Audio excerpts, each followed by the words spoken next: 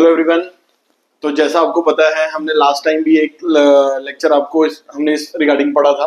ठीक है जी, triple a bright academy का जो इनिशिएटिव हमने लिया है कि पीपीएससी के जो प्रीवियस ईयर क्वेश्चंस हैं उनको हम डिस्कस करेंगे, जैसा आपको पता है। तो वो एक सीरीज चल रही है, तो आज उसमें एक सेकंड लेक्चर है। लास्ट टाइम मैंने बहुत कम मतलब कुछ क्वेश्चन जो डिस्कस किए थे, आज उसी पेपर को आगे कंटिन्यू करते हुए कुछ लेक्चर डिस्कस करेंगे। तो पीपीएससी का जो भी जीएस वाला पोर्शन जो रहता है, जैसे पीपीएससी क्वेश्चन पूछता है, उनको कवर करने की हम कोशिश करेंगे इस लेक्चर में। दोबारा से आगे हम इस चीज को कंटिन्यू करते हैं। तो कुछ क्वेश्चन तो हमने डिस्कस कर लिए थे, जैसे ऑलरेडी यू नो। ठीक है जी, तो ये चीजें ये हमने लास्ट डिस्कस किया था कि 6x6 स्ट्रेटेजी जो है ये किसके लिए है।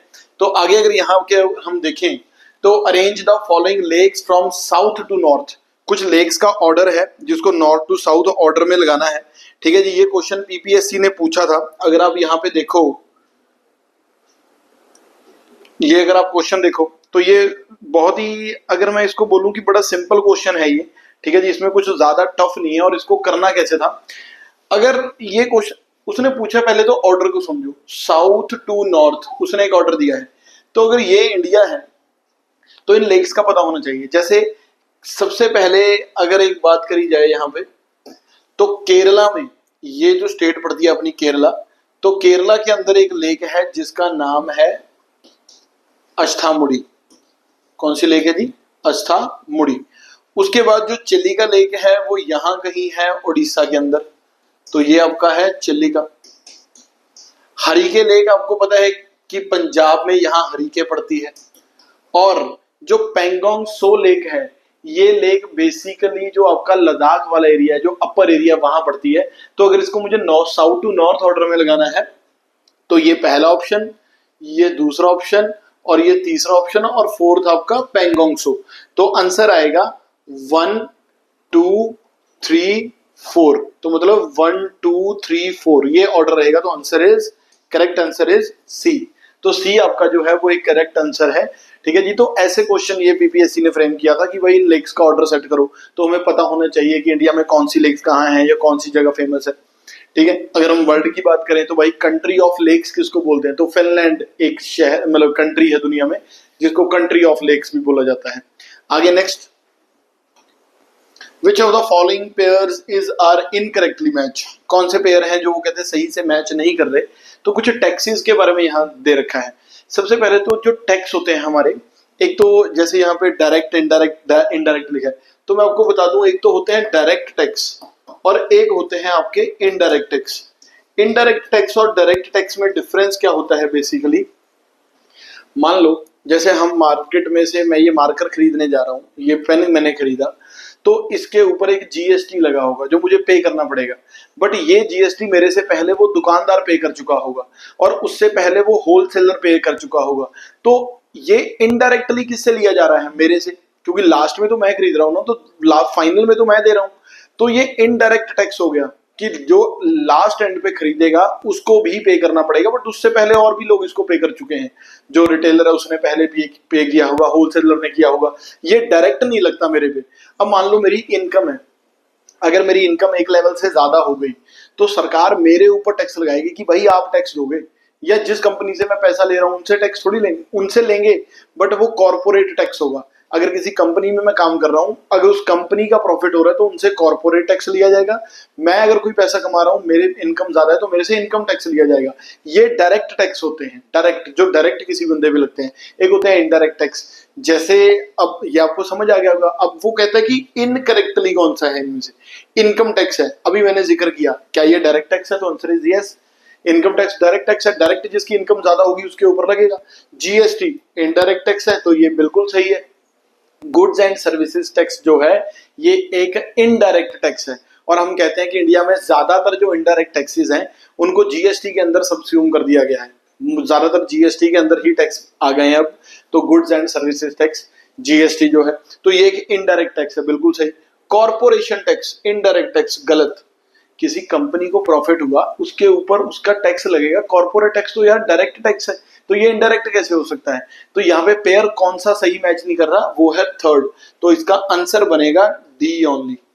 क्या आंसर आएगा जी? D only. तो ये क्वेश्चंस को समझने की है कि आप इसको कैसे समझ पाते हो, कैसे क्या क्वेश्चन इनमें मैं जो पढ़ा रहा हूँ मुझे नहीं लगता कि यार ये किसी को समझने में दिक्कत हो रही होगी या लग रहा होगा कि यार इतना टफ तो नहीं था। ठीक है, बड़ी इजी चीजें हैं, तो ये इजी होता है सारा कुछ। वो it all depends on your knowledge कि आपकी नॉलेज कितनी है, आप चीजों को समझ कैसे रहे हो। चीजें सारे क्वेश्चन इजी हैं। आगे देखिए, which of the following events of Indian freedom struggle was the first to occur. मतलब क्वेश्चन क्या है कि 4 इंसिडेंट दिए हैं, कहता बताओ इनमें से सबसे पहला कौन सा हुआ इनमें से। तो सबसे पहले हम बात करते हैं रॉलेट सत्याग्रह। रॉलेट सत्याग्रह जिन लोगों को पता है, वर्ल्ड वॉर 1 जब खत्म हुई तो अंग्रेज एक रॉलेट एक्ट लेके आए थे। 1919 की बात है ये, 1919 रॉलेट एक्ट आया था। शायद जो पंजाब के लोग हैं उन्होंने ये पढ़ा भी होगा कि इसके विरोध में इसके अंदर पंजाब के 2 लीडर्स थे, उनको पकड़ लिया गया था, doctor Satyapal and doctor Saifuddin Kitchlew. Doctor Satyapal and doctor Saifuddin Kitchlew, इनको अरेस्ट कर लिया गया था। इनके रिस्पॉन्स में लोग जलियांवाला बाग में इकट्ठे हुए थे, जहां फिर जलियांवाला बाग मैसेकर हुआ सारा। तो ये रॉलेट एक्ट वो 1919 की बात है। Swadeshi movement against the partition of Bengal. अब जिन लोगों को पता है कि सर पार्टीशन ऑफ बंगाल तो 1905 में हुआ था, जो स्वदेशी मूवमेंट चली होगी वो कब चली होगी, 1905 में। तो कामागाटा मारू इंसिडेंट, कामागाटा मारू इंसिडेंट कब हुआ था, 1914। ये बेसिकली इंसिडेंट था कि कुछ लोग, एक जापानीज शिप था कामागाटा मारू, उसके सहारे वो कनाडा जा रहे थे, तो उनको वहां से डिपोर्ट कर दिया गया था। तो काफी लोग मारे भी गए थे, या दोबारा वो कोलकाता में पोर्ट आया, मतलब वो शिप आ गया था।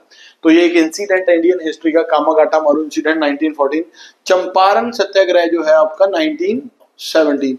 अगर कल को मुझे कोई कहे कि इनका ऑर्डर भी लगाना है भाई, क्रोनोलॉजी, कल को क्वेश्चन ही चेंज हो गया। अभी तो उसने पूछा सबसे पहला कौन सा हुआ, वो चेंज कर दे कि इनको ऑर्डर में लगाओ, टाइम के अकॉर्डिंग क्रोनोलॉजी सेट करो, तब भी मेरे पास आंसर क्लियर है। आंसर क्या आएगा, बी सी डी ए। तो ये अगर क्रोनोलॉजी में लगाना हुआ तो ये आंसर आएगा बी सी डी ए। सबसे पहले बी, उसके बाद सी, उसके बाद डी और उसके बाद ए। बट हमें क्या आंसर देना है कि सबसे पहला कौन सा हुआ, तो सबसे पहला आंसर क्या है, बी। आंसर इज बी, स्वदेशी मूवमेंट एंड स्वदेशी and boycott. 20 July 1905 Lord Curzon ने डिक्लेयर किया कि मैं बंगाल का विभाजन करूंगा। लॉर्ड कर्जन, 20 जुलाई 1905। 7 अगस्त 1905 को इंडिया में, बंगाल में मूवमेंट चली, स्वदेशी एंड बायकॉट मूवमेंट। 7 अगस्त 1905 को इंडिया में स्वदेशी एंड बायकॉट मूवमेंट चली। और एक बात आपको और बताऊं, स्वदेशी मूवमेंट के अंदर हमने फॉरेन गुड्स का बायकॉट किया और इंडिया की गुड्स को अपनाया। तो आपको पता है आज भी इंडिया में नेशनल हैंडलूम डे किस दिन मनाया जाता है, 7 अगस्त को, क्योंकि 7 अगस्त को 1905 को स्वदेशी मूवमेंट लॉन्च हुई थी। और 16 अक्टूबर 1905 को बंगाल का विभाजन किया गया था, बंगाल का बंटवारा किया गया था। तो ये पता होनी चाहिए ना चीजें यार, कितना क्लैरिटी रहती है चीजों को लेके। ठीक है जी, चलिए आगे। तो इसका आंसर इज बी, आंसर रहेगा इसका। As per article 266 we already discussed this, या हमने ये शायद पहले भी पढ़ लिया है कि consolidated fund of India, contingency fund of India, ये रिपीट हो गया एक बार क्वेश्चन, तो छोड़ सकते हो इसको यहाँ। Harrod Domar model and Mahalanobis model were related to. Harrod Domar model और महालनोबिस मॉडल किस चीज से रिलेटेड है? पहला option green revolution. Green revolution का जो दौर है, 1960s का जो दौर है, ये ऑप्शन बात कर रहा हूं मैं। हम पढ़ते आ रहे हैं कि यार ग्रीन रेवोल्यूशन के हमने फादर तो MS स्वामीनाथन को बोलते हैं, या नॉर्मन बोरलॉग को बोलते हैं वर्ल्ड में, या पंजाब में MS रंधावा को बोला जाता है फादर ऑफ ग्रीन रेवोल्यूशन। तो ये बेसिकली ग्रीन रेवोल्यूशन के साथ तो ये कुछ नाम अलग जुड़े हुए हैं। तो ग्रीन रेवोल्यूशन तो ऐसा कुछ आंसर होना नहीं चाहिए। Monetary policy framework for inflation targeting, no. Monetary policy जो है इन्फ्लेशन टारगेटिंग, तो ये भी इसका आंसर नहीं बनेगा। Harold Domar model and Mahalanobis model. वैसे मॉनिटरी पॉलिसी फ्रेमवर्क होता क्या है आप लोगों को बता दूं थोड़ा सा ऐसे, क्योंकि यहाँ भी वो टॉपिक नहीं है, बट मैं बता देता हूँ आप लोगों को। मॉनिटरी पॉलिसी, सरकार की पॉलिसी। सरकार मार्केट में, मॉनिटरी पॉलिसी मतलब सरकार मार्केट में कितना पैसा रखना चाहती है। अगर सरकार ने मार्केट में पैसा बढ़ाना हुआ तो वो अपनी पॉलिसीज के जरिए बढ़ा सकती है। मार्केट से पैसा निकालना हुआ तो अपनी पॉलिसीज के जरिए पैसा निकाल सकती है। तो इसको मॉनेटरी पॉलिसी कहते हैं। आप खुद इमेजिन करो, अगर मार्केट में पैसा ज्यादा डलवा दिया सरकार ने किसी भी तरीके से, अपने इंटरेस्ट रेट कम कर दिए, कुछ भी कर दिए, लोगों ने ज्यादा ब्याज पैसा लेना शुरू कर दिया, अगर मार्केट में मनी सप्लाई ज्यादा होगी, क्या चीजों की डिमांड्स बढ़ेगी? डिमांड बढ़ेगी तो प्राइस बढ़ेंगे, प्राइस बढ़ेंगे तो उसको इन्फ्लेशन कहते हैं। तो मार्केट में मनी सप्लाई होने की वजह से इन्फ्लेशन हो जाती है, मनी सप्लाई कम होने से इन्फ्लेशन डाउन आ जाती है, डिफ्लेशन बोलते हैं उसको। तो ये बेसिकली उसके लिए भी कुछ नहीं है। हैरोल्ड डॉमर मॉडल और Mahalanobis model, this is related to 5 year plans. How sir it is related to 5 year plans? कैसे? 5 ईयर प्लान्स का क्या लेना देना है? देखो, इंडिया में सबसे पहले एक प्लानिंग कमीशन बनाया गया था, 1950 की बात है। और जो लोग इसकी हिस्ट्री जानना चाहते हैं, मैं एक बात और बता देता हूं कि 1938 में कांग्रेस का सेशन हो रहा था हरिपुरा में। वहां पहली बार नेशनल प्लानिंग कमेटी बनाई गई। नेशनल प्लानिंग कमेटी पहली बार बनाई गई 1938 में, और इसके प्रेसिडेंट थे जवाहरलाल नेहरू, बट कांग्रेस की अध्यक्षता कर रहे थे सुभाष चंद्र बोस। 1938 की बात करें तो कांग्रेस की अध्यक्षता सुभाष चंद्र बोस के पास थी, बट इस कमेटी के प्रेसिडेंट चुना गया था जवाहरलाल नेहरू को। तो वो नेशनल प्लानिंग कमेटी फिर आजादी के बाद प्लानिंग कमीशन बना 1950 में, और चेयरमैन आपको पता ही है कि इंडिया के पीएम जवाहरलाल नेहरू ही थे। ठीक है जी। आजकल तो प्लानिंग कमीशन के अंदर 5 ईयर प्लान हुआ करते थे कि 5 ईयर्स प्लान। तो जो फर्स्ट 5 ईयर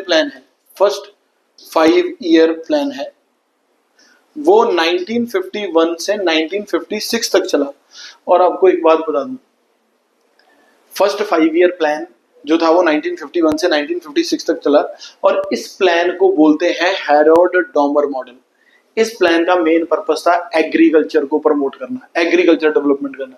तो हैरोल्ड डॉमर मॉडल भी इस प्लान को कहा जाता है। और जो सेकंड 5 ईयर प्लान था उसका मेन पर्पस था हैवी इंडस्ट्री को प्रमोट करना। इंडिया में जो हैवी इंडस्ट्री है उसको प्रमोट करना, और उसको बोला जाता है महालनोबिस प्लान। क्या बोलते हैं जी? महालनोबिस।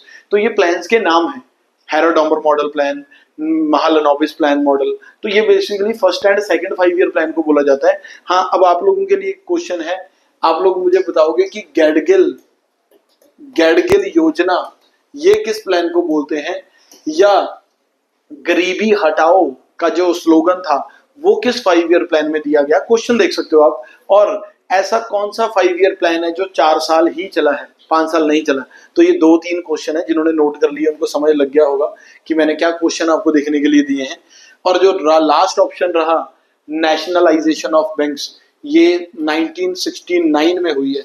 सबसे पहले जो 14 बैंक्स को राष्ट्रीयकरण किया गया वो 1969 में किया गया। तो इससे रिलेटेड भी ये हैरोल्ड डॉमर और महालनोबिस नहीं है। आपको आइडिया हो गया होगा कि हमारे क्वेश्चन का आंसर क्या है? सी हमारे क्वेश्चन का आंसर है। क्लियर है? आजकल आपको पता है कि प्लानिंग कमीशन की जगह क्या नाम आ गया है? नीति आयोग। अब नीति आयोग की full form national institution for transforming India 2015 में बना। आपके लिए क्वेश्चन यहाँ पे, इसके सीईओ और इसके वाइस चेयरमैन कौन है? क्योंकि चेयरमैन तो इंडिया के पीएम होंगे, तो सीईओ और वाइस चेयरमैन कौन है? ठीक है जी। सुब्रमण्यम अय्यर कौन है, सुमन बेरी कौन है? तो ये पता होने चाहिए ना। The power of Supreme Court of India to decide disputes between center and state fall under its, कौन सी jurisdiction है भाई ये? सबसे पहले तो आप एक ये समझ लो कि ये प्लानिंग ऑफिसर का एक क्वेश्चन है, 14 अप्रैल को पेपर हुआ था। ठीक है जी।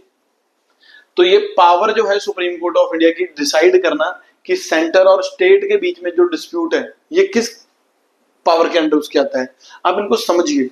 सबसे पहले हमारी जो सुप्रीम कोर्ट है, या मैं कह सकता हूं उनकी जो पावर्स है, एक है एडवाइजरी जुरिस्डिक्शन। एडवाइजरी जुरिस्डिक्शन का मतलब जब सुप्रीम कोर्ट सलाह देता है प्रेसिडेंट को, प्रेसिडेंट जब एडवाइस मांगता है सुप्रीम कोर्ट से, ध्यान से सुनना, एडवाइजरी जुरिस्डिक्शन उसको कहते हैं। सुप्रीम कोर्ट के पास 2 ऐसे मैटर्स हैं। मान लो एक मैटर है matter of public importance, matter of public importance, और एक मैटर है प्री कॉन्स्टिट्यूशनल ट्रीटी। मान लो संविधान बनने से पहले की कोई संधि है, उसके ऊपर कोई ट्रीटी वगैरह है, तो उसकी अगर बात करें, ये दो मैटर्स हैं मान लीजिए। अब प्रेसिडेंट को इन दो मैटर्स के ऊपर सलाह चाहिए सुप्रीम कोर्ट की। प्रेसिडेंट को जो वो सलाह मिलेगी वो एडवाइजरी जुरिस्डिक्शन का पार्ट होगी सुप्रीम कोर्ट का। अब जब प्रेसिडेंट इनसे एडवाइस मांगेगा तो क्या सुप्रीम कोर्ट एडवाइस करने से मना कर सकता है? आंसर इज यस और नो।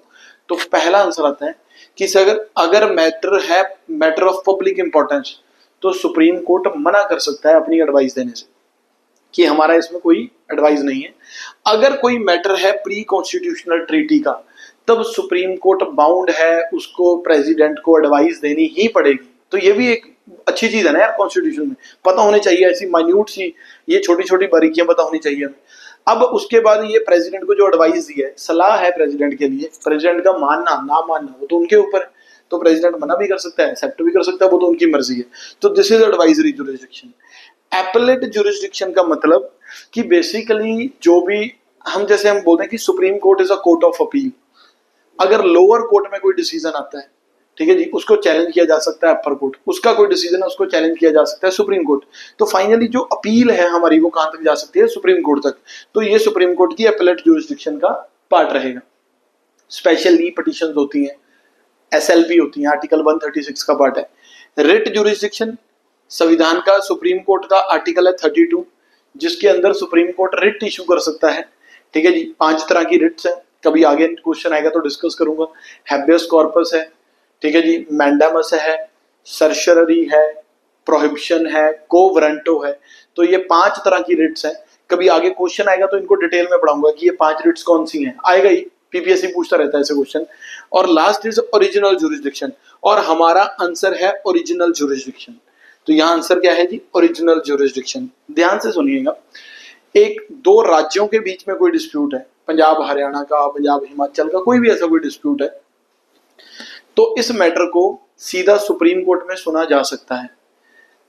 और बेसिकली सेंटर का स्टेट के साथ कोई मैटर है, इस मैटर को भी, ये भी मैटर सिर्फ कहां सुना जाएगा? सुप्रीम कोर्ट के अंदर। हाई कोर्ट से नहीं ना सुन सकती। अब पंजाब और हिमाचल का कोई डिस्प्यूट है तो पंजाब हाई कोर्ट में होगा या हिमाचल की हाई कोर्ट? तो ऐसा नहीं हो सकता ना। तो ये मैटर सुप्रीम कोर्ट के पास जाएगा। तो सेंटर और स्टेट का कोई इशू है तो ये सुप्रीम कोर्ट के पास जाएगा। तो ये पावर जो है कि जो ऐसे मैटर जो डायरेक्ट सुप्रीम कोर्ट जिनको सुन सकता है, वो ओरिजिनल जुरिस्डिक्शन का पार्ट है। किसका पार्ट है जी? Original jurisdiction. क्लियर है? मैं थोड़ा और एक्सप्लेन कर देता हूं। एक होती है एक्सक्लूसिव ओरिजिनल जुरिस्डिक्शन, मतलब ये मैटर कहीं और सुना ही नहीं जाएगा यार, सिर्फ सुप्रीम कोर्ट सुनेगा। जैसे सेंटर और स्टेट का कोई डिस्प्यूट है तो सुप्रीम कोर्ट ही सुनेगा, कोई हाई कोर्ट नहीं सुन सकती। ठीक है जी, दो स्टेट्स का डिस्प्यूट है तो सेंटर ही सुनेगा, कोई हाई सुप्रीम कोर्ट ही सुनेगा, कोई हाई कोर्ट नहीं सुन सकती। ये एक्सक्लूसिव ओरिजिनल जुरिस्डिक्शन है। एक होती है नॉर्मल ओरिजिनल जुरिस्डिक्शन, जैसे मेरा संविधान, मेरा कोई फंडामेंटल राइट वायलेट हुआ तो मैं हाई कोर्ट भी जा सकता हूं, मैं सुप्रीम कोर्ट भी जा सकता हूं, मेरी मर्जी है। मैं अपने फंडामेंटल राइट्स को अगर मेरा वायलेट हुआ है उसको चैलेंज करने के लिए मैं हाई कोर्ट भी जा सकता हूं, डायरेक्ट सुप्रीम कोर्ट भी जा सकता हूं। सिर्फ वहीं नहीं जाऊंगा, हाई कोर्ट भी जा सकता हूं। जहां बात आ गई कि सिर्फ वहीं जा सकता हूं, वो एक्सक्लूसिव ओरिजिनल जुरिस्डिक्शन है, सिर्फ एक्सक्लूसिव। ओरिजिनल में आप जा सकते हो डायरेक्ट फंडामेंटल राइट्स को चैलेंज करने भी, बट बेसिकली एक्सक्लूसिव नहीं है, वो नीचे भी चैलेंज हो सकता है। तो ये आपको समझ लग गया होगा। तो इसका आंसर है कि the power of supreme court of India to decide dispute between centre and state fall under its original jurisdiction. Given below are two statements. One is labeled as assertion and A and the other is labeled as reason R. देखिए, पहला assertion क्या दे रखा है? In most cases, invasive species take advantage of opportunities in ecosystem that are disturbed by human activity. समझो इस चीज को। पहले तो दो तरह की स्पीशीज होती हैं, एक ऐसी स्पीशीज जो उसी जगह की होती है, इन्वेजिव जो बाहर से आती है। अगर कोई एरिया है जो ह्यूमंस की इंटरफेरेंस की वजह से खराब हो रहा है, वहां का नॉर्मल इकोसिस्टम खराब हो रहा है, नॉर्मल इकोसिस्टम अगर उस जगह का खराब हो रहा है, तो जो बाहर की स्पीशीज है, कोई और स्पीशीज बाहर की, तो उनको वहां पे इजीली सेटल होने का मौका मिल जाएगा। ठीक है ना? एक छोटी सी बात लो, जब दो दुश्मन अगर आपस में लड़ रहे हैं तो जो मतलब एक बंदा लड़ रहा है दूसरे बंदे के साथ, जो तो तीसरा बंदा है उसको वहां सेटल होने की अपॉर्चुनिटी मिलना ज्यादा इजी है। ठीक है जी, क्यों? क्योंकि वो दोनों आपस में लड़ रहे हैं। ठीक है ना ये चीज।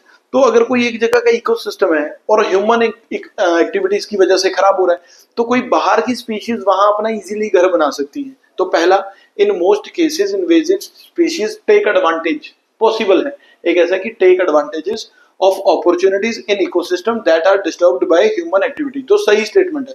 पहले तो ये आ गया कि ये सही लिखा है। दूसरा, unlike invasive species the native species मतलब जो लोकल है show traits such as high reproductive rates, high dispersal rates and high genetic variability. No, ये इसने कंफ्यूज कर दिया, इसने गलती, इसने क्या लिख दिया यहाँ पे, ये कहता कि जो इन्वेजिव स्पीशीज है उनकी तरह नहीं, मतलब जो लोकल स्पीशीज है वो क्या होती हैं, वो बहुत ज्यादा रिप्रोडक्टिव रेट्स होता है, मतलब बहुत जल्दी जल्दी एक से दो बढ़ जाते हैं, तीन हो जाते हैं, चार हो जाते हैं, पांच। प्लांट्स की बात ले लो, कोई बाहर से प्लांट आ गया एक जगह पे, ठीक है जी, तो वो प्लांट वहां बहुत तेजी से बढ़ जाएगा। और हाई डिस्पर्सल रेट, फैलते बहुत हैं दूर दूर तक। और तीसरा, हाई जेनेटिक वेरिएबिलिटी। ये जो बात हो रही है ना, ये बात इन्वेजिव स्पीशीज की हो रही है, ना कि नेटिव स्पीशीज की। नेटिव स्पीशीज तो धीरे धीरे बढ़ती हैं और ज्यादा दूर तक नहीं जाती। जो बाहर से स्पीशीज आती हैं वो बहुत तेजी से बढ़ती हैं और दूर दूर तक फैल जाती हैं। तो ये सेकंड स्टेटमेंट गलत है, पहला सही है दूसरा गलत है, तो उसका ये आंसर तो नहीं हो सकता। तो both A and R are correct but R is the correct explanation of A. No, R तो है ही गलत। Both A and R are correct but R is not a correct explanation of A, ये भी गलत, क्योंकि are तो correct है ही नहीं। A is correct but R is not correct, ये आंसर है। तो आंसर इज सी। क्या आंसर रहेगा आपका? सी आंसर रहेगा। ठीक है ना। तो ये इन्वेजिव स्पीशीज का ऐसा क्वेश्चन, इसको आंसर देना होता है। Which of the following events of Indian history was last to happen? सबसे लास्ट में कौन सा हुआ? कामागाटा मारू इंसिडेंट। देखो कितनी बार बार पूछ रहा है क्वेश्चन, मैं ये रिपीट नहीं कर रहा, ये तो पीपीएससी ने रिपीट कर रखे हैं ऑप्शन बदल बदल के। Announcement of partition of Bengal by Lord Curzon, ठीक है जी, अभी हमने डिस्कस किया था 1905। फॉर्मेशन ऑफ नौजवान भारत सभा 1926। Foundation of Arya Samaj bye Dayanand Saraswati 1875। अब लास्ट कौन सा हुआ भाई? दयानंद सरस्वती ने आर्य समाज की स्थापना करी 1875 में, ठीक है जी। कामागाटा मारू इंसिडेंट 1914 में पीछे पड़ा। Partition of Bengal 1905। नौजवान भारत सभा जिसके फाउंडर भगत सिंह भी थे, वो 1926 की बात है, क्योंकि ये जो लोग एक्टिव थे, जो भगत सिंह, राजगुरु, सुखदेव जो एक्टिव हुए, ये बेसिकली 1920 के बाद का जो दौर है उसमें ज्यादा एक्टिव रहे हैं, ठीक है जी। जैसे Hindustan HSRA, Hindustan socialist Republic association, जो 1924 में बनी थी, तो उसमें भगत सिंह थे। तो वो इंसिडेंट, वो टाइम के बाद इनका ज्यादा जिक्र है। तो नौजवान भारत सभा जो 1926 की में बनी है और भगत सिंह इसके वन ऑफ द फाउंडर थे, बनाने वालों में से एक थे। तो इसका आंसर आएगा सी। क्या आंसर आएगा जी? सी आंसर रहेगा। Formation of last to occur या लास्ट टू हैपन। और दो ऑप्शन तो पुरानी दे दी है उसने पहले पेपर वाले, कामागाटू और announcement of partition of Bengal. तो ये फायदा होता है क्वेश्चन करने का, आप जितने ज्यादा क्वेश्चन प्रैक्टिस करोगे आपको। अब एक मेरी बात सुनो यार, हम क्वेश्चन ही थोड़ी कर रहे हैं, हम क्वेश्चन कर रहे हैं, साथ साथ जीके पढ़ रहे हैं। मेरा अक्सर जो लोग मेरे से पढ़ते होंगे ब्राइट अकेडमी या जिन्होंने पढ़ा होगा सेक्टर 15 में, उनको पता होगा कि मैं क्लासेस में भी बार बार यही बोलता हूँ कि क्वेश्चन जितने ज्यादा प्रैक्टिस करोगे उतनी ज्यादा आपकी नॉलेज जो है वो इंप्रूव होगी। क्योंकि आप क्वेश्चन पढ़ते हो, सर्च करते हो, देखते हो कि इसका आंसर ये क्यों है, कितना ज्यादा एडवांस चले जाते हो आप नॉर्मल लोगों से। तो ये करने हैं, क्वेश्चन प्रैक्टिस बहुत जरूरी होती है। Which of the following initiatives taken by the government may help in reducing air pollution? इनमें से कौन सी चीजें हैं जिनसे हम एयर पोल्यूशन को रिड्यूस कर रहे हैं? तो सबसे पहला तो जो एक स्कीम दे रखी है, दैट इज प्रधानमंत्री उज्ज्वला योजना। क्या है जी?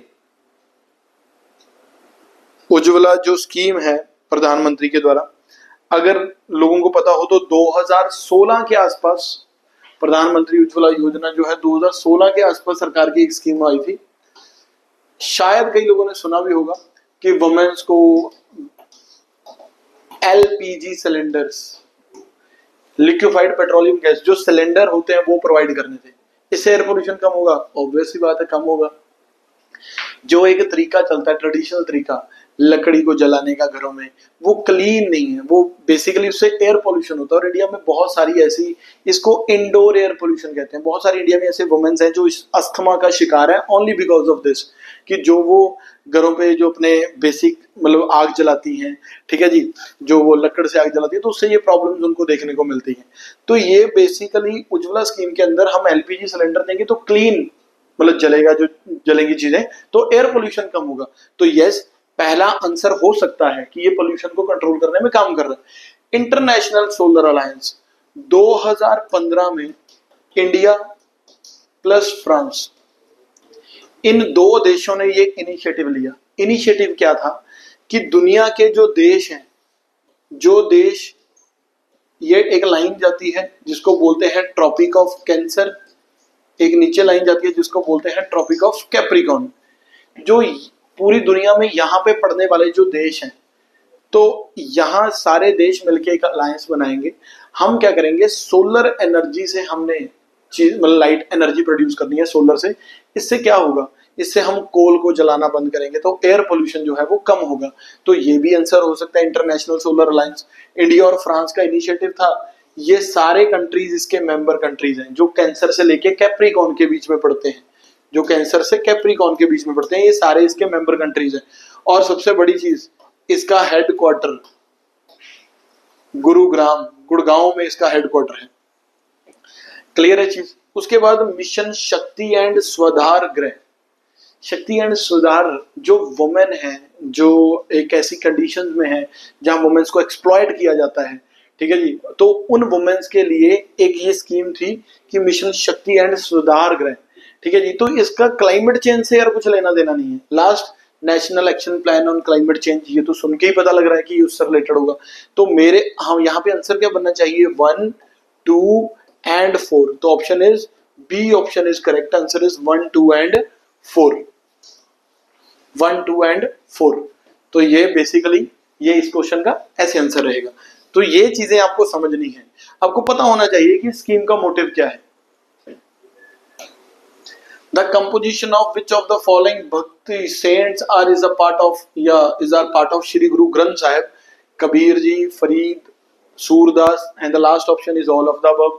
तो ये थोड़ा सा पंजाब के साथ मिलता जुलता क्वेश्चन है, बट मैंने ये जानबूझ के यहाँ पे क्वेश्चन डाला क्योंकि ये मुझे नहीं लगता कि पंजाब हिस्ट्री का क्वेश्चन है, ये इंडियन हिस्ट्री का क्वेश्चन है। श्री गुरु ग्रंथ साहिब में, ठीक है जी, कि कौन कौन से भक्ति सेंट्स का जिक्र है, तो वो नाम कबीर जी भी हैं, बाबा फरीद भी हैं और सूरदास भी हैं। तो answer is D, all are correct. देखिए, जो दो तरह से चीजों का, एक तो है सूफीज्म और एक क्या है, भक्तिज्म। अब यूपीएससी का ट्रेंड रहता है सूफीज्म पे क्वेश्चन पूछने का और भक्तिज्म पे क्वेश्चन पूछने का। एक बार यूपीएससी आईएएस में क्वेश्चन उन्होंने पूछा है कि सूफ वर्ड का ओरिजिन कहां से है, तो कपड़े से ओरिजिन है, वूल से।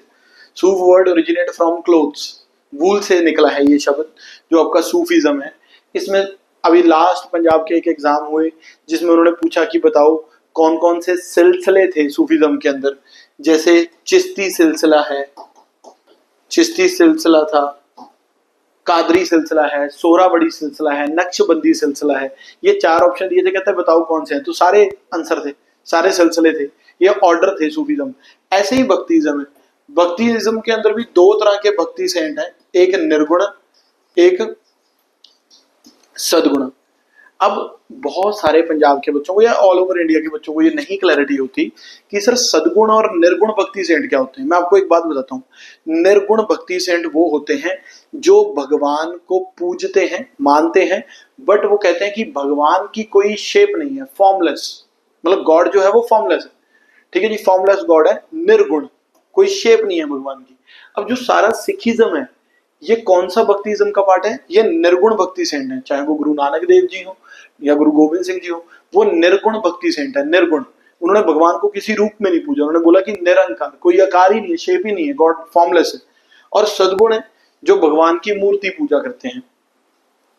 सदगुण बेसिकली जो भगवान को एज अ किसी मतलब मूर्त में या ऐसा किसी शेप में मानते हैं, चाहे वो मीराबाई हो, चाहे वो जैसे सूरदास हो, जिन्होंने बेसिकली भगवान को किसी शेप में माना है, ठीक है जी, उनकी ऐसी शेप थी। तो ये नाम है, आप याद रखेंगे ये चीजों को, ये आते हैं।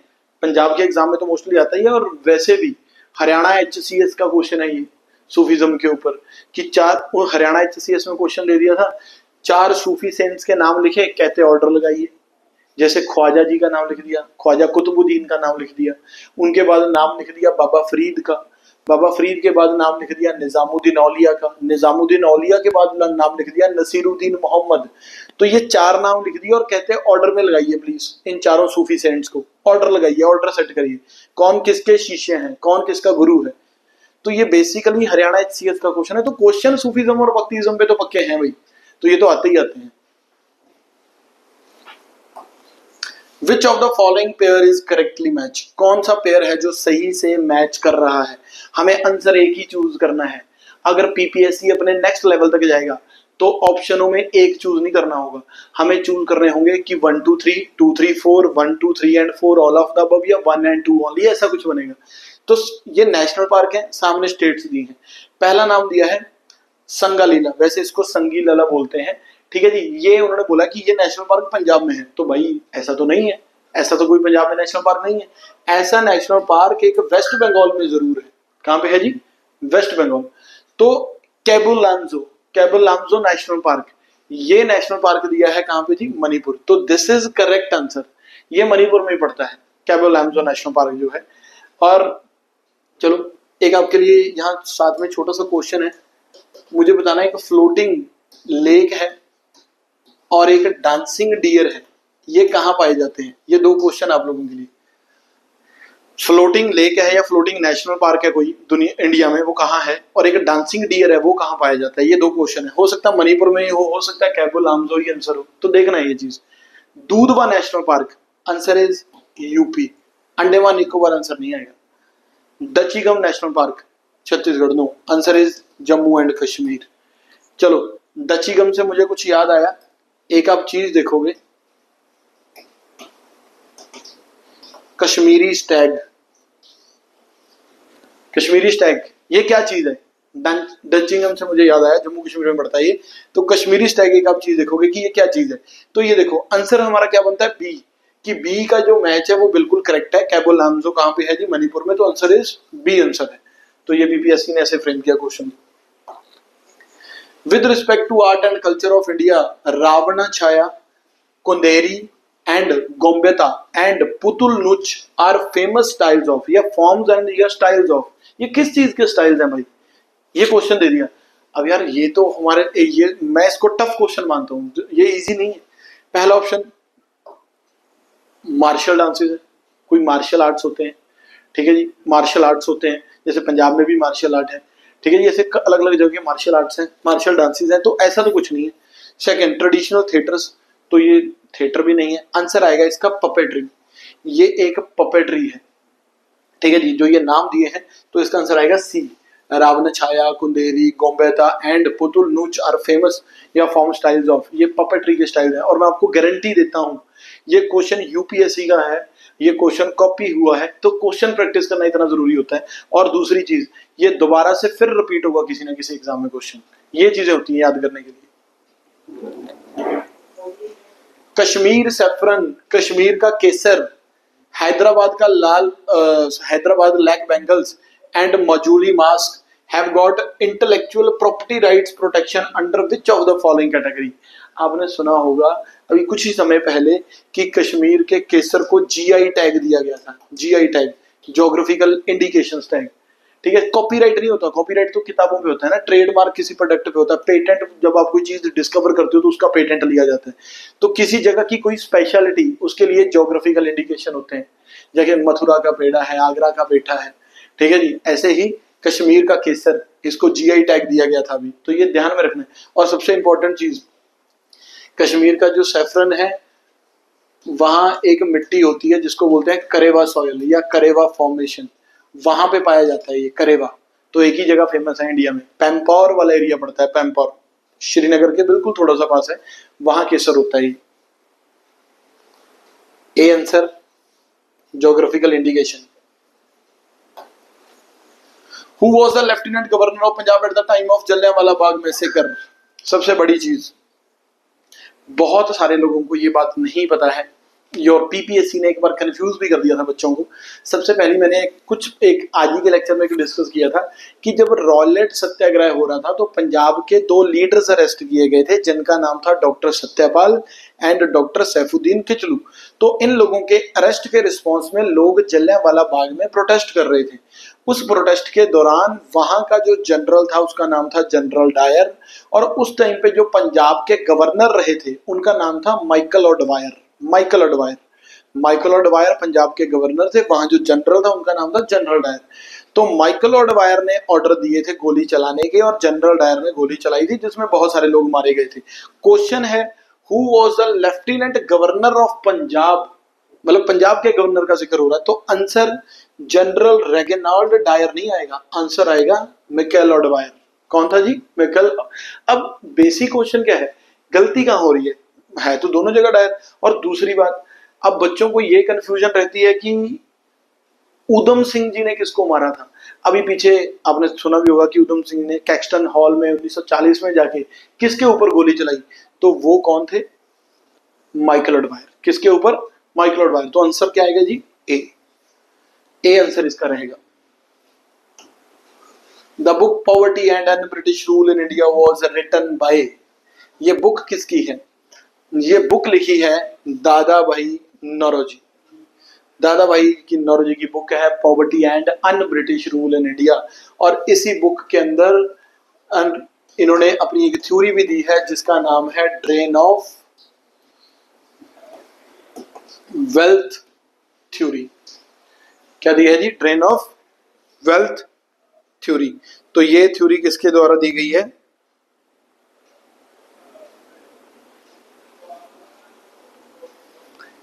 ये थ्योरी दी गई है आपकी दादा भाई नौरोजी के द्वारा, drain of wealth theory. R C Dutt की भी एक बुक है economic history of India, economic history of India. But यहाँ पे बात हो रही है कि poverty and un British rule of India, ये किसकी बुक है? तो ये दादा भाई नौरोजी की बुक है। ये देखोगे लाला लाजपत राय की बुक्स आपको पढ़नी पड़ेंगी कि कौन कौन सी बुक्स हैं। पेपर में क्वेश्चन आ गया, एक तरफ पर्सनैलिटीज दे दी, दूसरी तरफ बुक्स दे दी कि कौन से पेयर सही से मैच नहीं कर रहे, तो पता होना चाहिए इन चीजों के बारे में। Which can help in checking soil erosion on hilly areas, hilly areas में लोग कंटूर बंडिंग भी करते हैं, पेड़ों को भी लगाते हैं ताकि सॉइल इरोजन ना हो, मल्चिंग भी करते हैं। ये सारे प्रोसेस जो हैं ये सॉइल इरोजन को रोकने के लिए हैं। तो आंसर इसका 1, 2 एंड 3 आना चाहिए। ये बहुत ही कॉमन आंसर होते हैं। क्लाइमेट चेंज को कंट्रोल करने के लिए क्या होता है, सॉइल इरोजन को रोकने के लिए क्या होता है, तो ये बड़े कॉमन से आंसर होते हैं। इनके आंसर ज्यादातर पेपरों में ऑल ऑफ दीज होता है, ज्यादातर पेपरों में। मैं ये नहीं कह रहा कि सभी पेपरों में ऑल ऑफ दीज होगा, ज्यादातर पेपरों में। List 1 with list 2 and select most appropriate correct answer from the code given below। देखिए, अगर हम यहाँ पे बात करें, कुछ आइलैंड्स का जिक्र है, जैसे हवाई आइलैंड। बड़े लोगों ने सुना होगा कि यार हवाई आइलैंड तो यार पैसिफिक ओशन में पड़ता है, पैसिफिक प्रशांत महासागर का पार्ट है। तो ये आइलैंड देखिए, ये लिस्ट लिखी है, तो हवाई एंड फिजी, सामने लिखा Pacific. Saint Helena and Azores North America, South America, Europe है पूरा, और दिस इज अफ्रीका। इनके बीच ये पूरा जो समंदर है, इस समंदर का नाम है अटलांटिक ओशन। ये कौन सा समंदर है जी? अटलांटिक ओशन, जो basically north America, South America और यूरोप और अफ्रीका के बीच में पड़ता है। तो यहाँ पे आइलैंड्स हैं, यहाँ पे सेंट हेलेना और यहाँ पे एजोरस। तो ये बेसिकली अटलांटिक ओशन का ही पार्ट है, तो ये करेक्ट आएगा बिल्कुल। और स्वालबार्ड की अगर मैं बात करूं, स्वालबार्ड ये जो यूरोप है, यूरोप में यहाँ ऊपर एक देश है जिसका नाम है नॉर्वे। नॉर्वे में यहाँ एक जगह पड़ती है स्वालबार्ड। आपको पता है किस लिए फेमस है? ये दुनिया का सीड वॉल्ट है। दुनिया में जो सीड स्टोर किए हुए हैं एक ठंडे एरिया में, सीड्स, अलग अलग तरह के सीड्स हैं, तो वो स्वालबार्ड में स्टोर कर रखे हैं। तो स्वालबार्ड नॉर्वे में पड़ता है भाई। तो ये यहाँ से क्लियर होता है कि स्वालबार्ड जो है वो नॉर्वे वाले एरिया में है, और दुनिया के ऊपर यहाँ समंदर कौन सा पड़ता है? Arctic ocean. तो ये स्वालबार्ड वाला एरिया कौन से ओशन का पार्ट रहेगा? आर्कटिक का। और मेडागास्कर यहाँ अफ्रीका में एक जगह पड़ती है, यहाँ मेडागास्कर। और ये रहा आपका इंडिया। तो ये सारा कौन सा ओशन है? This is Indian ocean. तो ये मेडागास्कर कहाँ आएगा, इंडियन ओशन। तो आंसर इज ए का 1, बी का 2, सी का 3 और डी का 4। तो 1 2 3 4, तो it means A is the correct answer, A is the correct answer. तो ये बेसिकली चीजें हैं, इनको हमने ध्यान से पढ़ना है, ये समझनी है चीजों को। Which of the following is are among the fundamental duties of citizen explicitly laid down in the Indian Constitution? सबसे पहले तो मैं आपसे एक चीज बात डिस्कस करना चाहता हूं कि फंडामेंटल ड्यूटीज जब हमारा संविधान बना था तब नहीं थी, मतलब मौलिक कर्तव्य हमारे संविधान में थे ही नहीं। हमारे संविधान, एक कमेटी बनाई गई थी, कमेटी का नाम था स्वर्ण सिंह कमेटी। स्वर्ण सिंह कमेटी की रिकमेंडेशन पे हमारे संविधान में 42nd कॉन्स्टिट्यूशनल अमेंडमेंट करी गई और संविधान का एक पार्ट जिसका नाम है पार्ट 4A, क्या नाम है जी, पार्ट 4A, और आर्टिकल है 51A। पार्ट 4A और आर्टिकल 51A, इसके अंदर 10 फंडामेंटल ड्यूटीज ऐड करी गई थी। कितने मौलिक कर्तव्य ऐड किए गए थे, 10। फिर एक और फंडामेंटल ड्यूटी ऐड करी गई, और ये जो ऐड करी गई ये 86th कॉन्स्टिट्यूशनल अमेंडमेंट के अंदर करी गई कि हर माँ बाप का मौलिक कर्तव्य है अपने बच्चे को स्कूल भेजना। हर माँ बाप का मौलिक कर्तव्य है अपने बच्चों को स्कूल भेजना, 6 से 14 साल तक के बच्चों को। तो ये 86th अमेंडमेंट में ऐड हुई। तो टोटल 11 फंडामेंटल ड्यूटीज हैं, और एक एक फंडामेंटल ड्यूटीज का आपको पता होना चाहिए।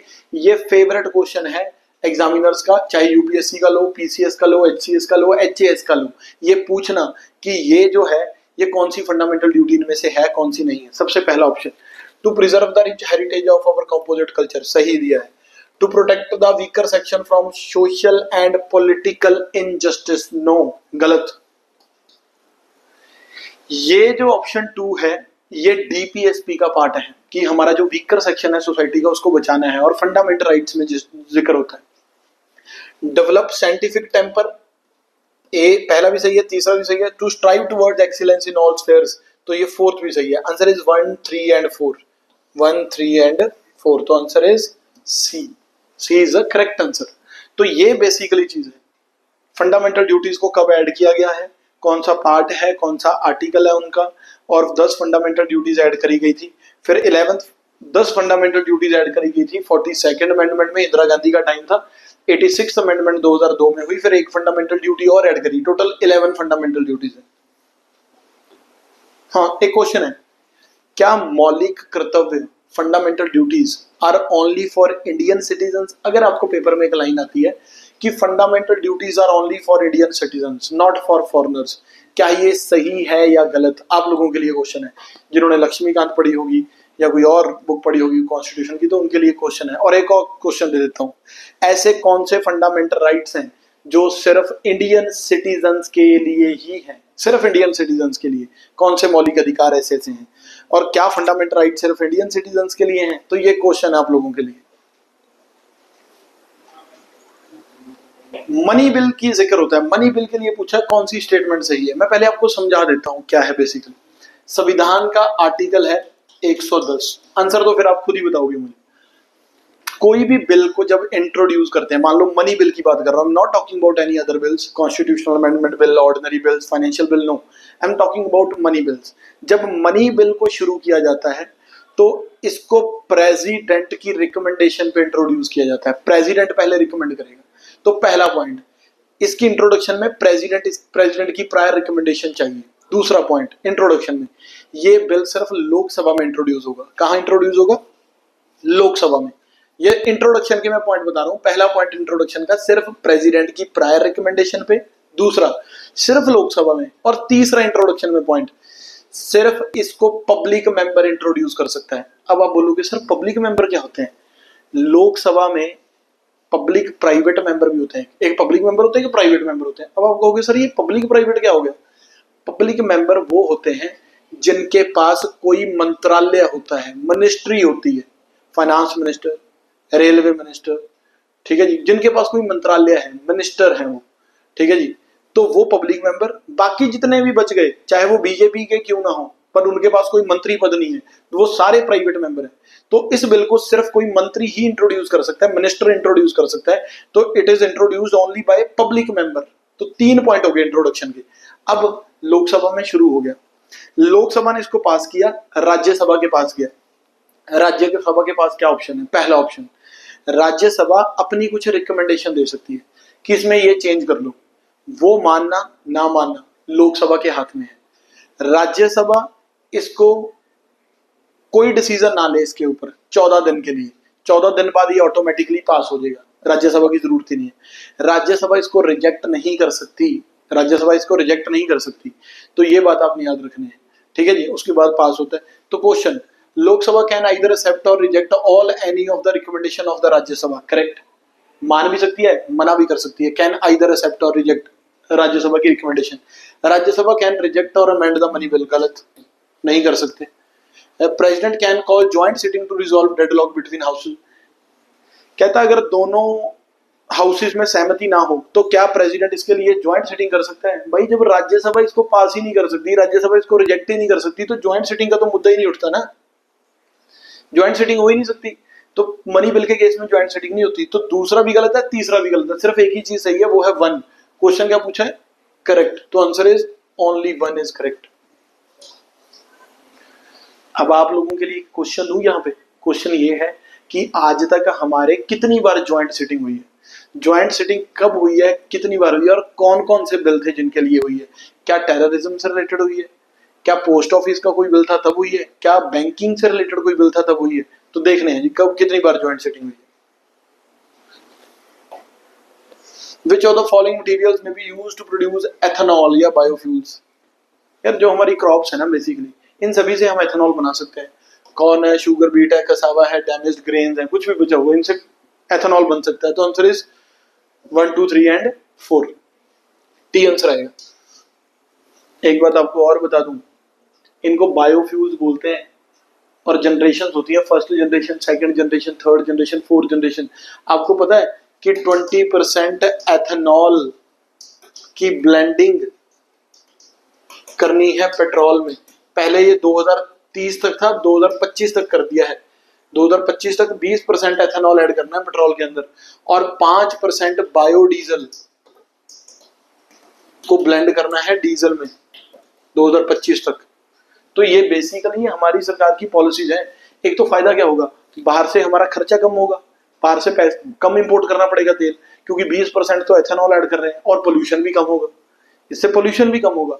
तो ये हमारी सरकार की पॉलिसीज हैं। नेशनल बायोफ्यूल पॉलिसी है इंडियन गवर्नमेंट की, 2018 में आई थी नेशनल बायोफ्यूल पॉलिसी।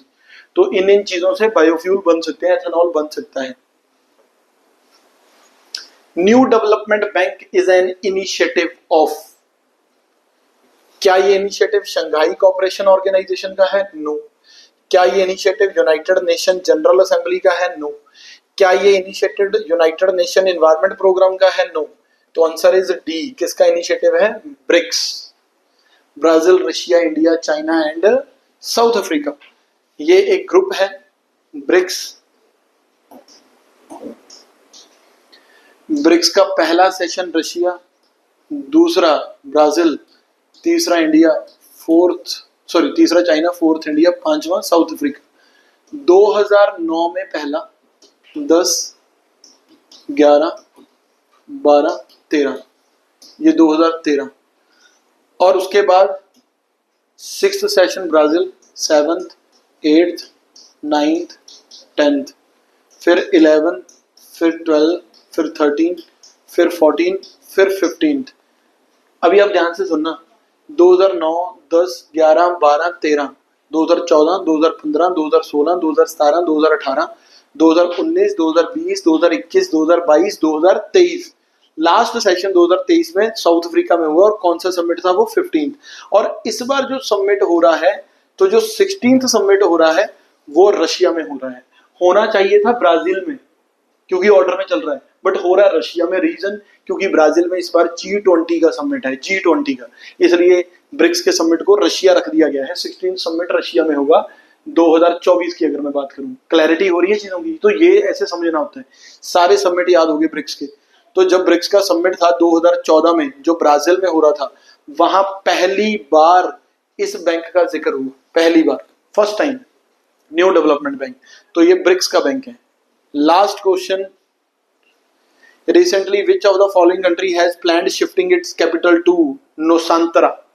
किस कंट्री ने अपनी कैपिटल शिफ्ट करी है नुसांतरा? तो आंसर इज इंडोनेशिया। जकार्ता सुना होगा आप लोगों ने, जकार्ता कैपिटल थी इंडोनेशिया को, शिफ्ट किया इसको कहां पे? नुसांतरा। तो ये बेसिकली ये एक क्वेश्चन था, ठीक है जी, ये करंट अफेयर में चल रहा तो पूछा पीपीएससी ने। तो आज के लिए हम इतना ही करेंगे। Thank you so much. तो इन चीज़ों को आपने कंटिन्यू रखना है, सीरीज को, आपको समझ लगेगा कि हमने कैसे पढ़ना होता है पीपीएससी को या एचएएस और एचसीएस को। Thank you so much.